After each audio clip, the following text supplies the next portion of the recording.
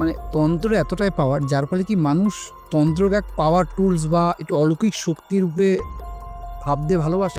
সত্যি কথা বলতে কি তন্ত্র তো কোনো শক্তি বা প্রদর্শনীর বিষয় নয়, কারণ এটা প্রত্যেকটা মানুষের মানে সাধারণ মানুষের ক্ষেত্রে এটা ভাবনা। তন্ত্রের যেরকম অলৌকিক শক্তি আছে বা ক্ষমতা আছে, কারণ আমি যদি আমার কথাটা আছে যা আছে বিশ্ব ব্রহ্মাণ্ডে তা আছে তা আছে দেহখণ্ডে। এরকম। তো আমার যখন দেহখণ্ডের মধ্যে সবটাই রয়েছে, তো তন্ত্র হচ্ছে কি নিজে আমি তো বাইরের কোনো পার্থিব মন্দির বা মানে মন্দির বা মূর্তি তার মধ্যে তো ভগবানকে খুঁজছিলাম, ঈশ্বরকে সাধন করছিলাম। আমি আমার মধ্যে থেকে আমি ঈশ্বরকে আমার মধ্যেই বসবাস করতে বলছি, বা ঈশ্বরকে আমি আমার মধ্যেই জাগানোর চেষ্টা করছি।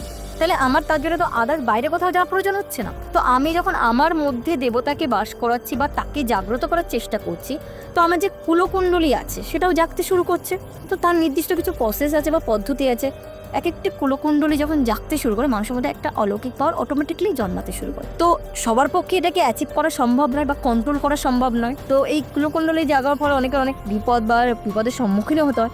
তো যখন জাগছে তার যদি সঠিক পন্থা না হয়, তো এই যে অলৌকিক শক্তিটা তার মধ্যে জন্মাচ্ছে, তো তার তো একটা কারণ আছে, তার একটা তো ঊর্জা আছে, তার তো একটা পাওয়ার আছে। তো সেটাকে তো দেখে লোকে ভাববে যে হ্যাঁ কিছু আছে, কিন্তু আমি সেটা কিভাবে প্রয়োগ করব, কিভাবে তার ব্যবহার করব, সেটা তো সম্পূর্ণ সাধকের ওপর নিয়ন্ত্রণ করছে।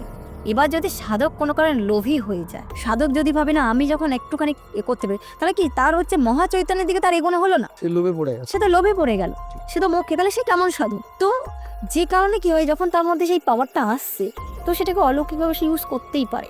বা এটার সঙ্গে মানে তুমি যে প্রশ্নটা করেছো যথেষ্ট কানেকশন আছে। তো অলৌকিক শক্তি তন্ত্রের মধ্যে আছে।